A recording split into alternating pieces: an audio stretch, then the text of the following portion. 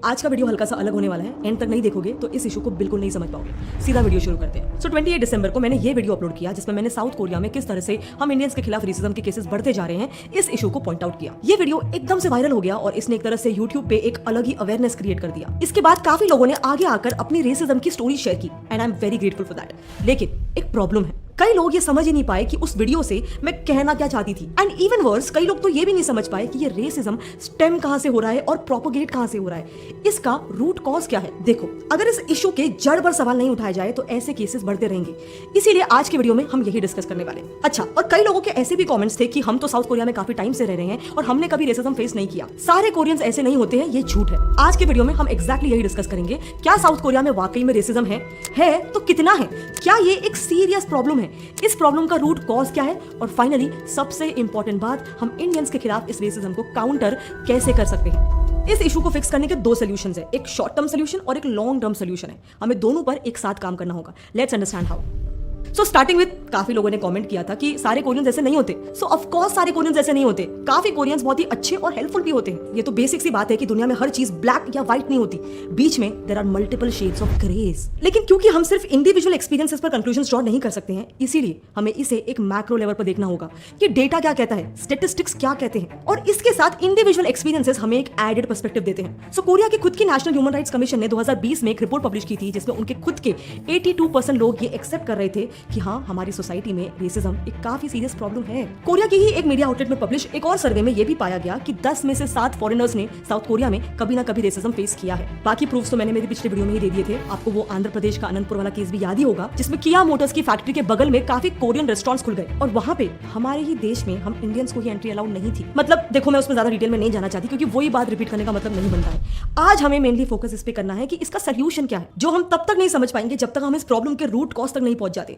लेकिन root cause है क्या? देखो, हर वो लोग जो कह रहे हैं कि रेसिज्म तो हर जगह है, अग्रीड। इंडिया में भी रेसिज्म है, अग्रीड।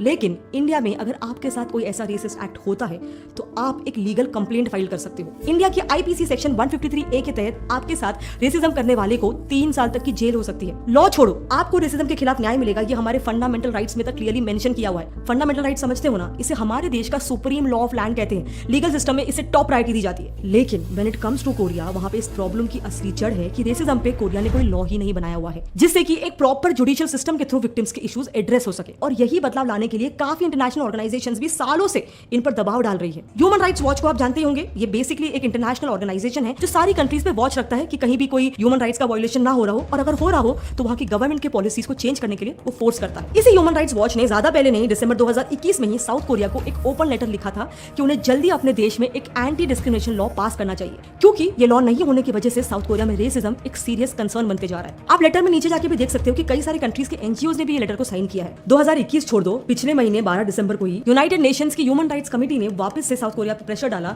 कि अपने यहाँ पे ये लॉ इनैक्ट करो।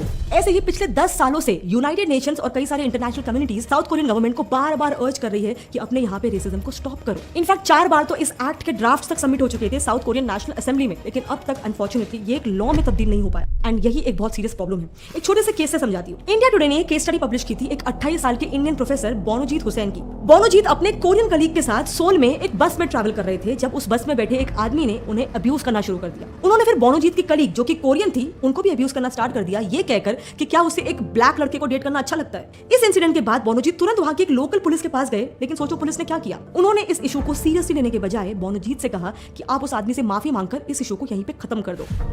मैं ये स्टोरी आपके मन में साउथ कोरियन के खिलाफ नफरत डालने के लिए नहीं बता रही हूँ। हम बात कर रहे थे कि इस प्रॉब्लम को जड़ से कैसे सॉल्व करना है, बराबर।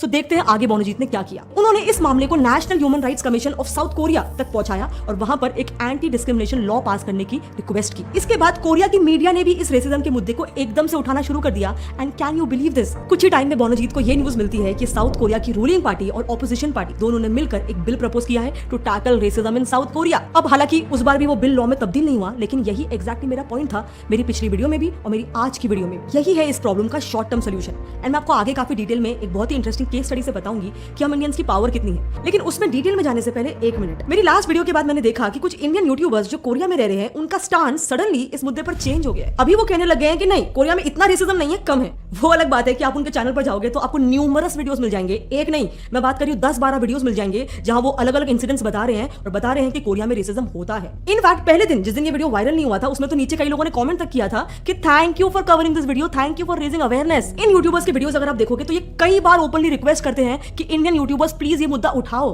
किसी भी क्लब में हमें एंट्री नहीं मिली क्योंकि हम इंडियंस थे। तो आई गेस हम सबको एक साथ होना चाहिए, जितने भी इंडियंस हैं, नॉर्थ ईस्ट हो गए, दिल्ली वाले हो गए, साउथ के हो गए, वेस्ट के हो गए, ईस्ट के हो गए, सबको एक साथ होना चाहिए इसके अगेंस्ट। तुम लोग भी टैग करो, किसी भी कोई तुम्हारा यूट्यूबर होगा, फेमस यूट्यूबर होगा, उसको टैग करो, उसको बताओ भाई क्या है ये, क्या हो रहा है, उसे बोलो कि इसके ऊपर वीडियो बनाए। लेकिन आज जब हमारा वीडियो वायरल हो गया, इनका स्टांस सडनली क्यों बदल गया? हमारी जो रिसर्च इन्हें डे 1 में सही लग रही थी, आज अचानक से वो गलत कैसे हो गई? अच्छा ठीक है, समझ गया। 6 days later. एकदम इन्होंने वक्त बदल दिया, जज्बात बदल दिए, जिंदगी बदल दी। हिपोक्रेसी की भी सीमा होती है।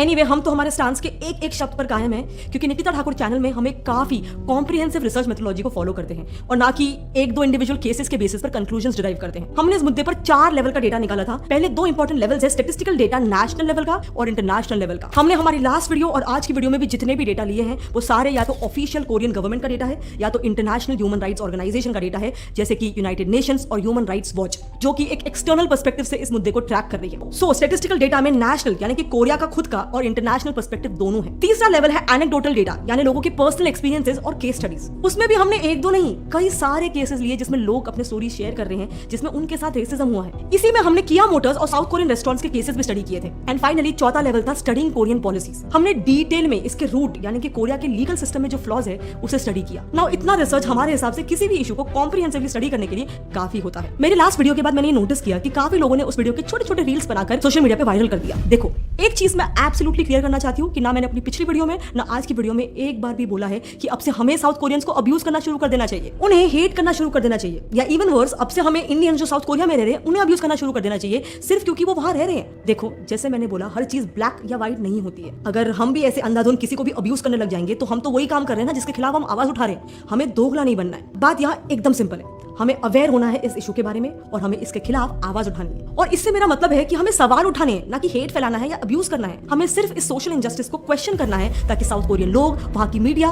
उनकी सरकार या एटलीस्ट हमारी सरकार तक हमारी ये आवाज पहुंचे। क्योंकि इस प्रॉब्लम का एक ही सोल्यूशन है, not hate, not abusing anybody, not showing aggression, but policy level पर changes. That is it. So basic take home messages, hashtag सवाल उठाओ, हेट मत फैलाओ। एंड ये बिल्कुल मत समझना कि हम इंडियंस की आवाज मैटर नहीं करती।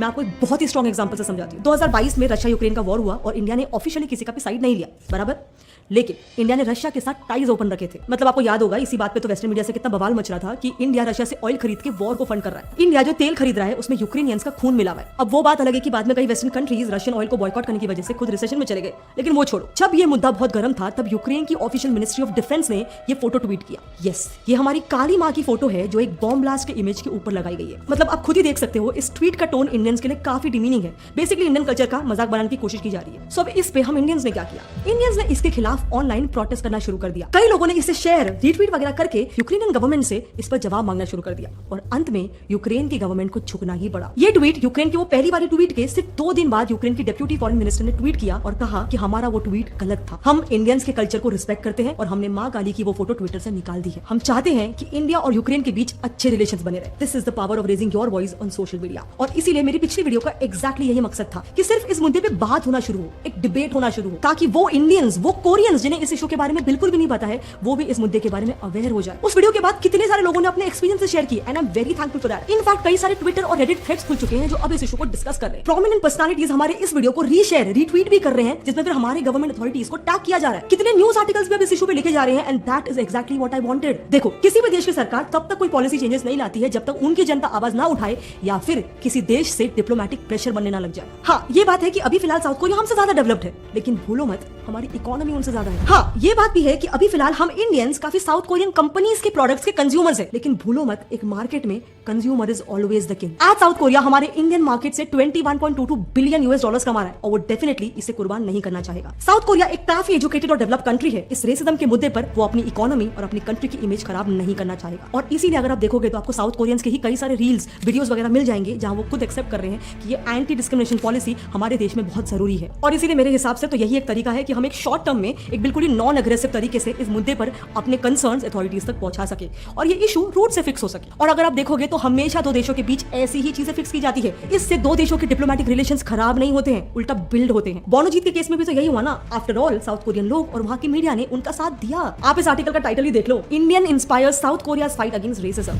सो again coming back to the same thing, हर साउथ कोरियन वैसा नहीं है। जैसे हर कंट्री में अच्छी चीजें भी होती है, बुरी चीजें भी होती है, इसीलिए वहां के लोग भी यही चाहते हैं कि कंट्री में जो बुरी चीजें हो रही है, जो प्रॉब्लम्स है, वो फिक्स हो जाए। और अगर हमारे इस वीडियो से एक भी साउथ कोरियन अवेयर होता है और अपनी कंट्री में हो रहे इस रेसिज्म के खिलाफ आवाज उठाता है तो मैं मानूंगी कि हमारा ये मिशन समवॉट सक्सेसफुल हो गया। देखो हमने पहले भी ऐसे बहुत सारे वीडियोस बनाए हैं जहां पर इंडियंस के साथ हो रहे कोई भी इनजस्टिस के खिलाफ हम खड़े हुए हैं, फिर चाहे वो इंडिया में ही हो रहा रेसिज्म भी क्यों ना हो। नॉर्थ ईस्ट इंडियन जो रेसिज्म इंडिया में फेस करते हैं, ये बात भी मैंने अपनी ही वीडियो में आज से 2 साल पहले की थी। इनफैक्ट कई बार मुझे मेरे खुद के फीचर्स के वजह से खुद रेसिज्म का सामना भी करना पड़ा है and that is why I understand कि ये कितनी गलत चीज है। काफी सालों तक मैं अपने लुक्स को लेकर कॉन्शियस थी क्योंकि मुझे ऐसा लगता था कि बाकी इंडियंस के कंपैरिजन में मेरी आंखें बहुत छोटी है। सो आई अंडरस्टैंड कि कैसे ये रेसिज्म एक इंसान को डीपली अफेक्ट कर सकता है, उसका पूरा कॉन्फिडेंस शैटर कर सकता है। लेकिन फिर इस इशू पे मुझे क्या करना चाहिए? क्या मुझे सारे इंडियंस को हेट करना शुरू कर देना चाहिए? नहीं, राइट? क्योंकि सारे इंडियंस ऐसे नहीं होते हैं। तो ये था एक सोल्यूशन पॉलिसी और लीगल सिस्टम का, जो शॉर्ट टर्म में यानी कुछ ईयर्स में प्रॉब्लम की सीवियरिटी को कम कर सकता है। लेकिन इसके साथ हमें इसके लॉन्ग टर्म सोल्यूशन पर भी फोकस करना होगा, जो फंडामेंटली भी इस इशू को लॉन्ग टर्म में सॉल्व करे। और क्या है वो लॉन्ग टर्म सोल्यूशन?